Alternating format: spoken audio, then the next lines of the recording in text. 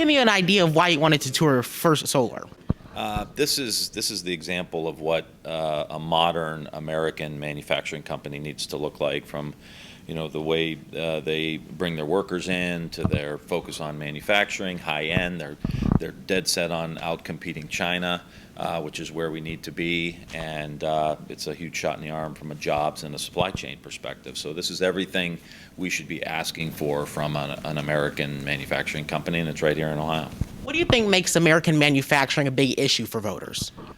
I think it's part of our DNA in America. You can go to Youngstown and it's steel. You can be in Toledo and it's glass. You go to Akron and it's rubber. You go to southwest part of the state, it's a lot of aerospace. And so it's in our DNA to just make stuff here.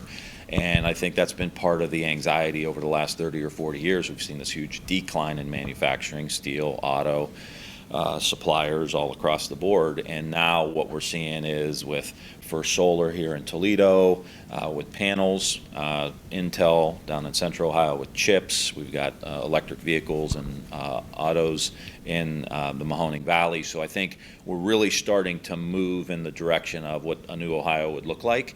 And a lot of it's going to be based on manufacturing. So I think there's a lot of energy now behind these kind of companies. You brought up the supply chain issues that we've been dealing with as a country. So in what ways will American-based manufacturing help in that issue?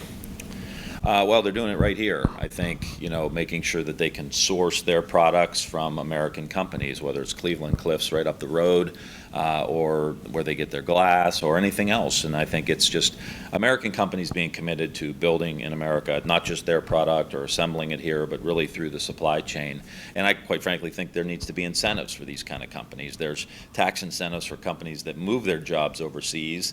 There should be tax incentives for companies like this who make sure the manufacturing and the supply chain is done here in Ohio and in the United States. So that's critically important. What do you think needs to be done in Washington to promote American manufacturing? Well, this CHIPS Act that we're talking about around making sure that the semiconductors are made here, we don't rely on China, and I think in all these other areas as well. I think there needs to be tax incentives for businesses who move in this direction, who take care of their workers, who care about the environment and the communities that they're in. Those are the companies that should get tax incentives, and then the government needs to do its job. We need to do the infrastructure. We need to make sure everybody has the skills necessary to be able to come and work in a facility like this. That's going to be critically important. And so just a couple, key bread and butter things. But if we invest back into the people and into American companies, then we can start rebuilding the great American middle class again.